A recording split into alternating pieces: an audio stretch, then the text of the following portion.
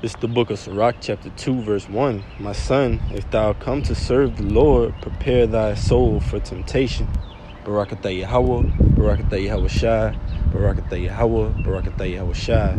Call halal Yahweh Bashem Yahweh Shai, Bashem Harakak Wadash. Double honors to the apostles of Great Millstone, who rule well and teach well, and are worthy of their double honors. Peace and blessing to you, Akim, pushing out this truth across the four corners during these last sections of time. All right, it's going to be another spiritual notification entitled, This Truth is a Test of Your Character. All right, because this truth, wisdom and power of Yahweh by Shem Yahweh Shai, all right, it's whom the world ignorantly called God and whom the world ignorantly called Jesus Christ, is a test of your character. All right, you're going to be put in different circumstances.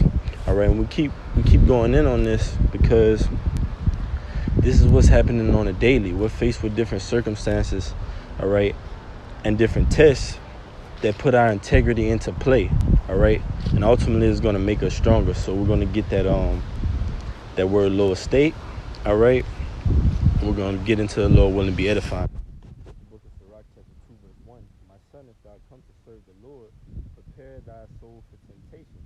That's right. So if you come to serve the Lord, which is knowledge, wisdom, understanding, you're going to be tempted with foolishness. You're going to be tempted with vanity. You're going to be tempted with carnality. You're going to be tempted by the world. All right, so how you come out of that temptation is going to be how well you're built up in this wisdom knowledge of Yahweh Shem Yahweh Shai. But it says, set thy heart aright, your heart being your mind, and constantly endure. Constantly meaning continually. All right, the scriptures tell us to be in season, out of season. All right, the scriptures tell us to constantly endure. All right, the scriptures tell us to run that race. And we are, man, through faith. All right, it says, and make not haste in time of trouble, meaning don't jump the gun. All right, act according to wisdom. Okay, knowing, basically don't come out of your character. Know that you're going to be tested and tried. This world makes you want to come out of your character, man.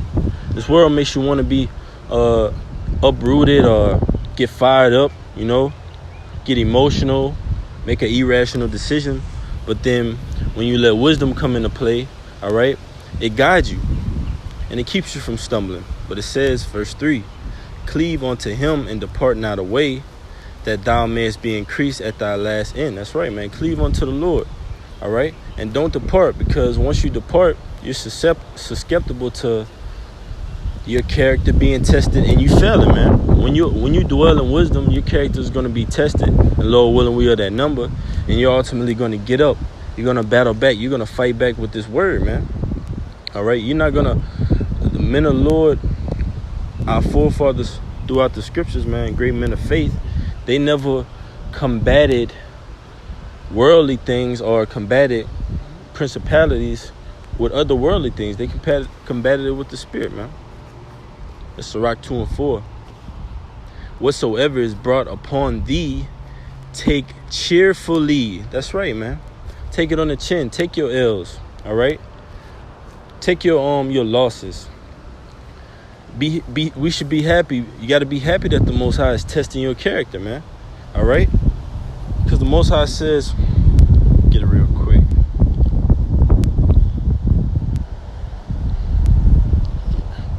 I think it might be spies, chest. It's Job 5 and 17. I'm going to read Proverbs as well. It says, behold, happy is the man whom the Most High corrected. Therefore, despise not thou the chastening of the Almighty. That's right, man. Apostle Paul said he dwell in his infirmities, man. The things that you go through. Because what you go through, they got a saying that says, you grow through what you go through, right? So this truth is a test of our character, and we should be glad that it's testing our character, man, in an upright way. All right? It's Proverbs 3 and 11. It says, my son, despise not the chastening of the Lord, neither be weary of his correction. That's right, man. The Lord is continually correcting us. Did not he correct Yahweh Shai? All right. Did not he get Yahweh Shai in line? And what did Yahweh Shai receive at the end? Eternal life, celestial body. All right. That throne. And we're going to receive that crown of life because we're being brought through the same. All right. Okay, I'm going to read Hebrews 12 and 5 again. Another one, another good one. And ye have forgotten the exhortation which speaketh unto you as unto children. My son, despise not thou the chastening of the Lord, nor faint when thou art rebuked of him. Right, man. Because the scriptures tell you right here, Sirach 2:4, whatsoever is brought upon thee, take cheerfully. Right, don't faint, don't get weary. All right. The Most High give you a blow, strike you. All right. But it's to get you in line because he loves you according to what? The scriptures, the commandments, man. So we should be embracing these things, not embracing them to say, okay, well, I could just do whatever. Nah, man, get in line, get up under the Lord. All right, and have some discretion and have some subjection about yourself, man. All right, through this truth. But it says, and be patient when thou art changed to a lower state. Now I got these little quotes, just right off Google really quick, man. All right, it says, two things define you: your patience when you have nothing and your attitude when you have everything. And that's true, man, because right now we have nothing, right? According to this kingdom, this world, Yahushua says, my kingdom is not this world. So we have nothing here. All right. So that patience is ultimately going to need to be stretched as far as it can, man. Covering all bases. Our patience can't wear thin on this side, man, because we're ultimately waiting upon the Lord, waiting on the higher power. And it says, in your attitude when you have everything. And what's going to be our attitude once we have everything in the kingdom, man? We're going to dwell in righteousness. All right. It's not gonna be any bitterness. It's not gonna be any having to go back and forth, because that law is gonna be within us, man. It's gonna be peace. It's gonna be rest. I got this other one, right? It says the test of your character is what it takes to stop you, and that was a good quote because, all right, when it comes in terms of our character being tested, okay, we can't let small things get in the way. All right, I'm going to read it one more time. The test of your character is what it takes to stop you. So our character is going to be tested by what it takes to stop us, right? So our character gets stronger by the things that we don't let get in the way of this truth. A lot of things are going to be like, oh, well, put you in a certain situation. The Lord is going to put you in a certain situation to see if you're really going to exercise patience, or if you're really going to exercise brotherly love, or if you're really, all right, going to exercise the characteristic traits of a leader of the Lord, man. All right? Mercy.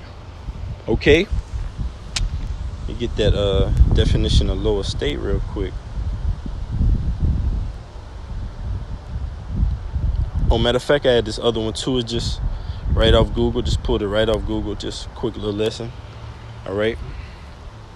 It says, I typed in test of character on Google. It says 3 tests of character: adversity, temptation, and power. Right? Adversity meaning what? When you have nothing, you're going through struggles, you're going through tests, you're going through trials and tribulations. That determines what type of person you are, what type of man you are, what type of integrity you have, what do you stand on, what are your principles. And then it says temptation, right? When you're being put in certain situations where you might have liberty to do certain things, your integrity comes back into play, because are you going to do the right thing or the wrong thing? All right?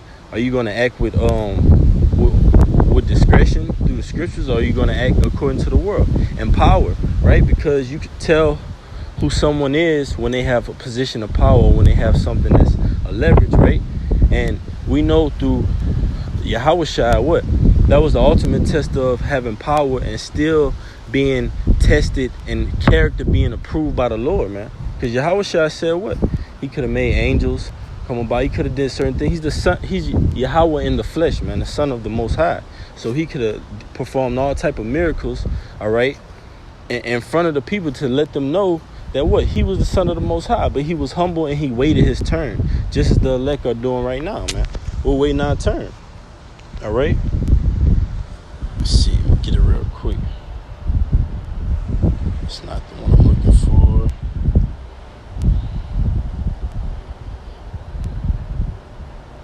Let me see. It's Job 31:6. It says, all right, let me be weighed in an even balance, that the Most High may know mine integrity. That's right, because that's how the Most High is gonna make revealed who you really are, by you being weighed in an even balance. You can't have too much good and not enough chastising, man. There's got to be a balance, right? And Job even went into that, man. All right. So that integrity. See if we can get that. Job 31:6. See if we can get that word real quick. Salakia, wrong app. Job 31:6.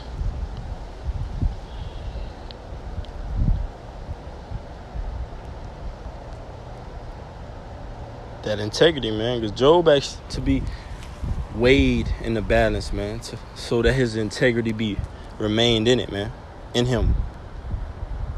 It's like it's moving a little slow. I came, it'll come up, Lord willing. Call Allah Yahbashim Yahushai. There we go. That integrity, man.